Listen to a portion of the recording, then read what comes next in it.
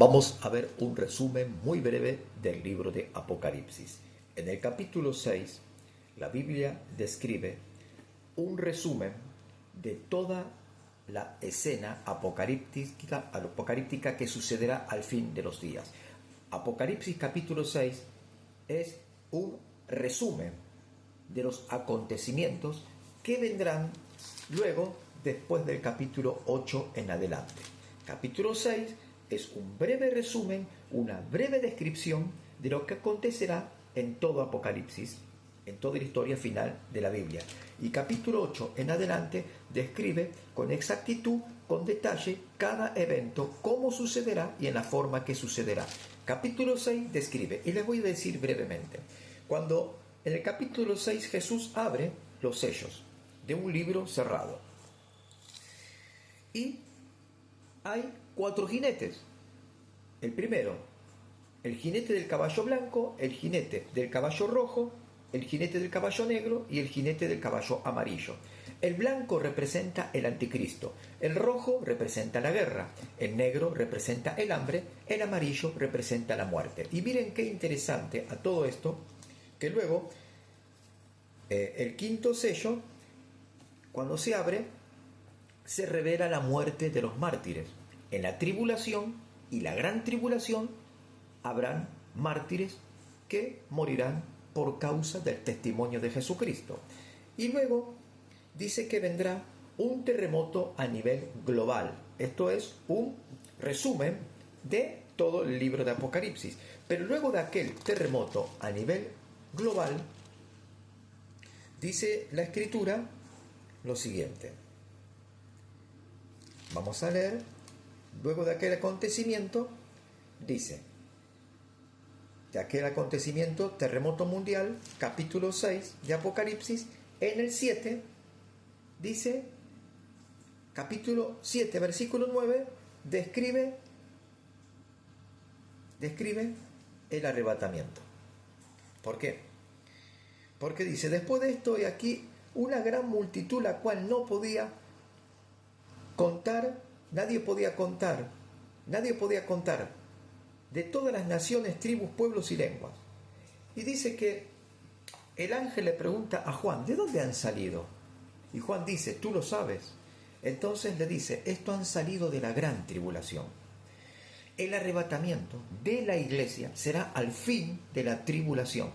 Esto está demostrado en capítulo 6 y capítulo 7. Ahora bien, si hay alguna duda, bueno, vamos al desenlace final de toda la historia de Apocalipsis. Entonces, a partir del 8 en adelante, muestra todas las escenas con exactitud y descripciones de lo que acontecerá. Capítulo 6 de Apocalipsis es un pantallazo, por así decir, para que se entienda, de lo que va a acontecer. Pero capítulo 8 muestra con detalles cómo van a suceder las cosas. ¿Me explico? ¿Cómo van a suceder las cosas? Y el capítulo 16, porque tenemos, a ver, para que se entienda, en el capítulo 13 se manifiesta el anticristo. Ahora bien, se manifiesta el anticristo. Después vienen las 7 trompetas y luego vienen las 7 copas de la ira. Y miren lo que dice, interesante esto. Las copas de la ira. Son 7 copas de la ira. Y interesante cuando el quinto ángel derrama la copa. Usted lea capítulo 16 en su casa, las 7 copas de la ira, que la mayor parte de la iglesia dice, no vamos a estar en ese tiempo cuando sean derramadas las copas de la ira. La iglesia no va a estar. ¿Quién dijo que la iglesia no va a estar en ese tiempo? ¿Cómo se asegura o cómo uno confirma que no va a estar? La Biblia me dice que sí va a estar. Miren, la iglesia estará todo el periodo de tribulación y gran tribulación. Y Cristo llegará a arrebatar a su iglesia al fin de la historia. Dice, el quinto ángel derramó su copa sobre el trono de la bestia. Nosotros lo vamos a ver eso. Porque el Apocalipsis está escrito para la iglesia. porque el Apocalipsis es un mensaje de salvación, un mensaje destructivo para los pecadores, pero un mensaje de salvación para los santos. Apocalipsis es la consolación de los santos, es la salvación de los santos. El mensaje de Apocalipsis es que la iglesia termina venciendo a la bestia, al falso profeta, a Satanás, al pecado y a la muerte. Este es el mensaje central de Apocalipsis, que es para la iglesia, no es para los pecadores. Los pecadores tienen terror de este libro, mas yo confío en lo que dice el Señor. El quinto ángel derramó su copa sobre el trono de la bestia, y su reino se cubrió de tinieblas, y mordían de dolor sus lenguas, y blasfemaron contra el Dios del cielo por sus dolores y por sus úlceras, y no se arrepintieron de sus obras. Los que reciban la marca de la bestia recibirán úlceras pestilentes en su cuerpo, supurará sangre, pus y olor a podrido, como dice la Biblia, y el dolor será insoportable para los que reciban la marca de la bestia. El sexto ángel derramó su copa sobre el gran río Éufrates, y el agua de éste se secó, para que estuviese preparado el camino a los reyes del oriente. China pasará por encima del río Éufrates cuando éste se seque, para invadir Medio Oriente. Y vi salir de la boca del dragón, y de la boca de la bestia, y de la boca del falso profeta, 3 espíritus inmundos a manera de ranas, pues son espíritus de demonios, que hacen señales y van a los reyes de la tierra en todo el mundo para reunirlos a la batalla de aquel gran día del Dios Todopoderoso. Y acá está lo interesante. Jesús dice, luego de aquel conflicto nuclear, luego de aquella batalla que acontecerá al fin de la historia, cuando China quiera invadir Medio Oriente y cuando las naciones se preparen para un conflicto armamentístico nuclear, última guerra mundial, tercera guerra mundial, dice un mensaje el Señor alentador para la iglesia.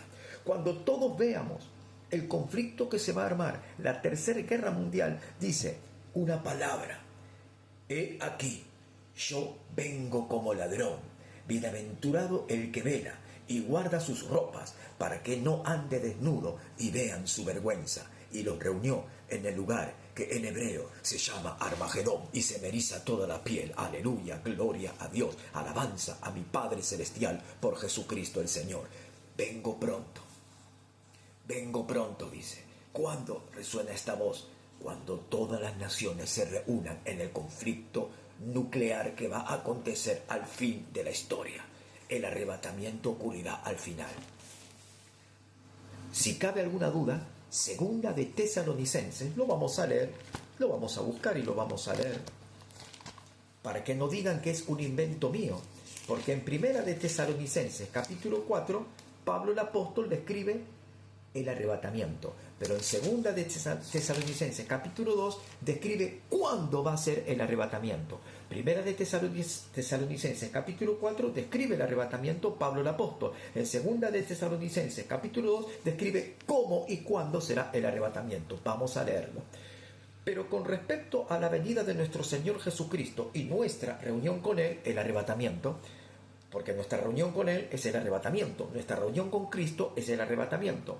Os rogamos, hermanos, que no os dejéis mover fácilmente de vuestro modo de pensar, ni os conturbéis ni por espíritu, ni por palabra, ni por carta como si fuera nuestra, en el sentido que el día del Señor está cerca.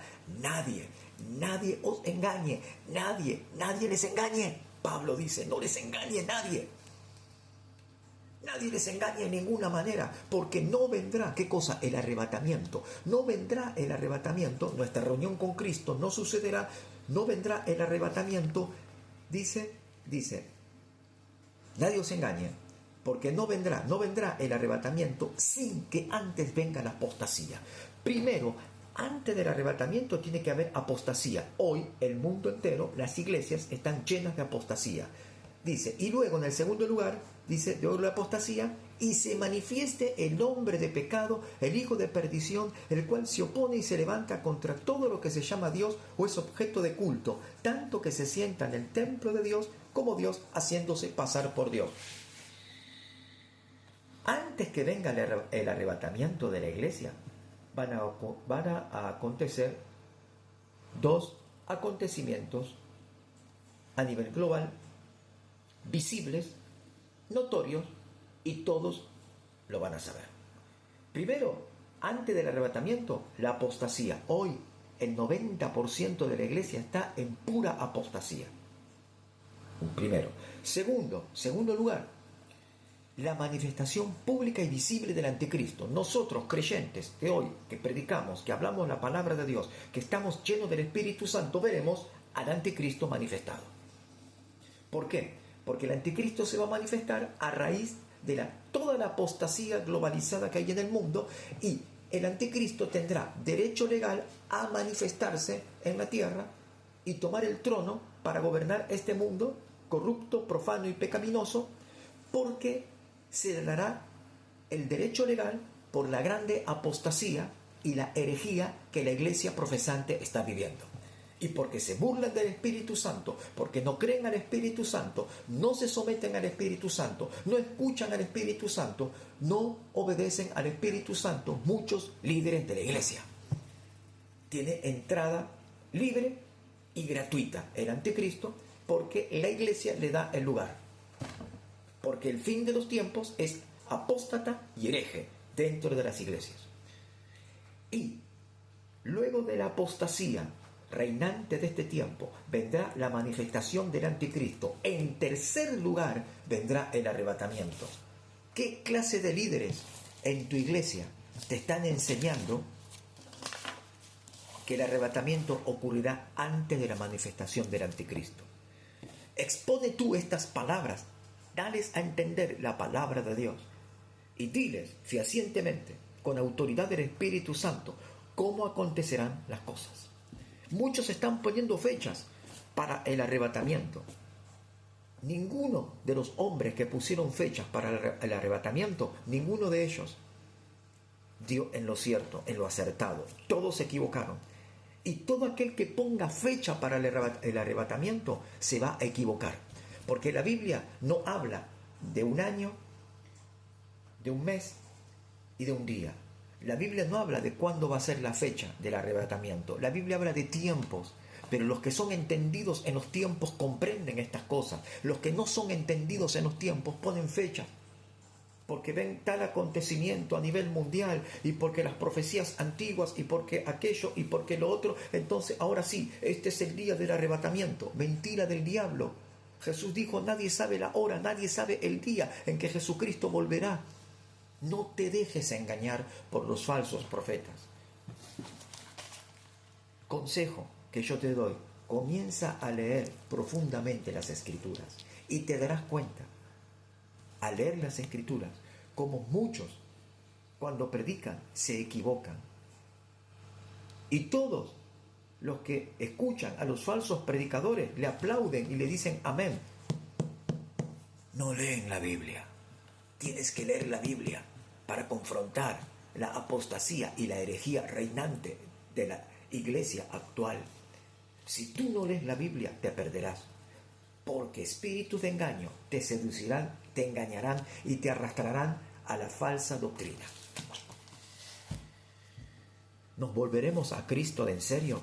¿Volveremos a la fe verdadera? ¿O permaneceremos en comodidad y tras esa comodidad nos hemos de condenar? Tienes que caminar con Cristo.